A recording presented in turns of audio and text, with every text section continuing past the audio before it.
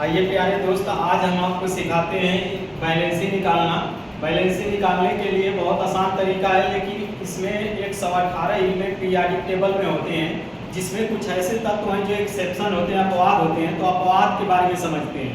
तो जैसे आप क्रोमियम 24 इसकी परमाणु क्रमांक होता है और इसका ये जो होता है ये अपवाद होता है। तो इसके अपवाद की बैलेंसी कैसे निकाली जाती है आइए समझते हैं। तो देखिए, एक अफवाह वैज्ञानिक थे, उसने इलेक्ट्रॉनिक विन्यास का भरने का निम्न ऊर्जा स्तर से उच्च ऊर्जा स्तर में भरने का एक नियम बताया। वो नियम क्या है, नियम यहाँ पर समझ लेते हैं। 1s पहले में होता है, फिर 2s होता है, 2t, इसी तरह 3s, 3p, 4s, 3d, 4p, इसे 5s, 4s,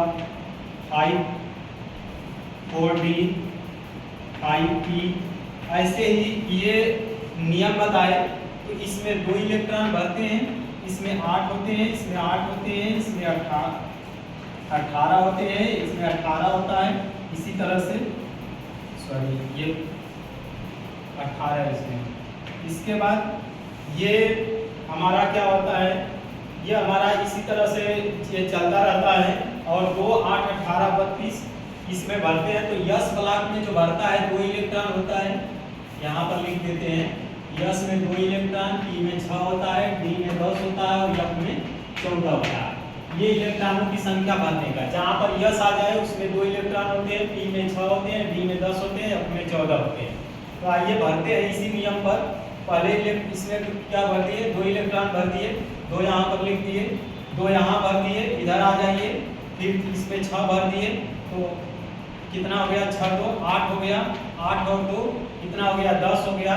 तो यहाँ पर पहले 2 इलेक्ट्रॉन भरे, तो इसमें से निकाल देंगे तो 22 हो जाएगा। फिर 2 भरे, यहाँ पर 20 हो गया।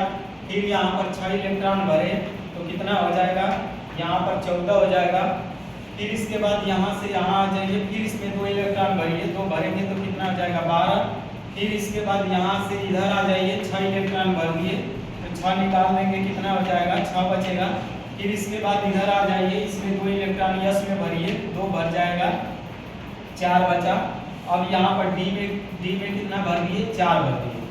अब यहाँ पर जानते हैं बी में 4 हो गया, ये 18 होना चाहिए पूरा का पूरा, लेकिन इसमें कितना भरा है, 4 2 6 इलेक्ट्रॉन है।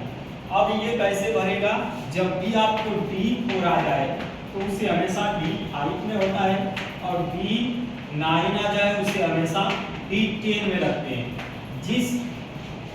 जिसका इलेक्ट्रॉनिक विन्यास निकालते समय अगर डी ब्लॉक में कोई आ जाए इलेक्ट्रॉन, 4 इलेक्ट्रॉन हो, तो वो हमेशा D5 में चला जाता है, उसको 5 बनाना पड़ता है।